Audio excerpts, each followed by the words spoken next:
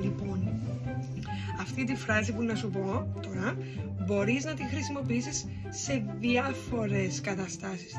Λοιπόν, δηλαδή, μπορεί να τη χρησιμοποιήσεις όταν ακούσεις κάτι και σου έκανε πάρα πολύ εντύπωση, ή μπορεί να ακούσεις κάτι που να πεις, ας πούμε, ξέρεις, κάτι πολύ παράξενο.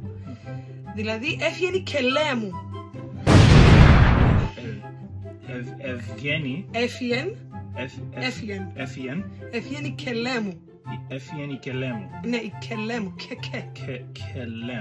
Κελέ μου. Κελέ μου είναι το κεφάλι. Κελέ μου. Ναι, κελέ μου.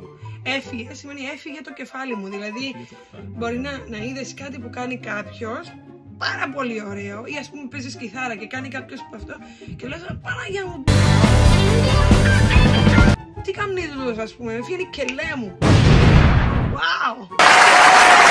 Έφυγε η κελέ μου. Έφυγε η κελέ μου. Έφυγε η κελέ μου. Κελέ μου. Έφυγε η κελέ μου. Έφυγε η κελέ μου. Έφυγε η κελέ μου. Έφυγε η κελέ μου. Η κελέ μου. Πες το, έφυγε η κελέ μου. Έφυγε η κελέ μου. Μπράβο! Ή μπορεί ας πούμε να ακούσεις κάτι που, τι να σου πω, σαν να σου είπα κάτι που δεν το περίμενες, ας πούμε, και μπορεί να το πεις και για καλά πράγματα, αλλά και για κακά. Δηλαδή, να ακούσεις κάτι που δεν ήταν πολύ ευχάριστο, να πεις τι λες ρε, έφυγε η κελέ μου, ας πούμε, δεν το περίμενα. Κατάλαβες, κάτι που γι' αυτό έφυγε το κεφάλι σου, έφυγε η κελέ μου, δηλαδή κάτι wow, κάτι πολλά παράξενο. Ναι. Έφυγε η κελέ μου. Έφυγεν.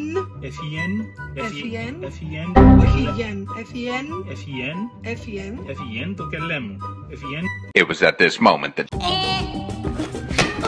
η κελέ μου. Η κελέ μου. Έφυγε η κελέ μου. Κελέ μου. Η κελέ μου. Έφυγε η κελέ μου. Όχι έχει. Έφυγε η κελέ μου. Πες του. Έφυγεν. Μη μου πεις γεν. Έφυγεν.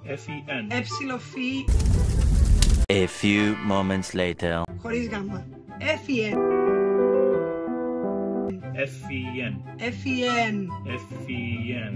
Έφυγεν η κελέ μου. Έφυγε η κελέ μου. Έφυγε η κελέ μου. Έφυγε η κελέ μου. Έφυγε η κελέ μου. Έφυγε η κελέ μου. Αρέσει και μου βγαίνει και το ύφος. Δηλαδή, wow, έφυγε η κελέ μου. Έφυγε η κελέ μου. Μπράβο. Έφυγε η κελέ μου. Πώς το είπαμε ξανά. Έφυγε η κελέ μου. Μπράβο.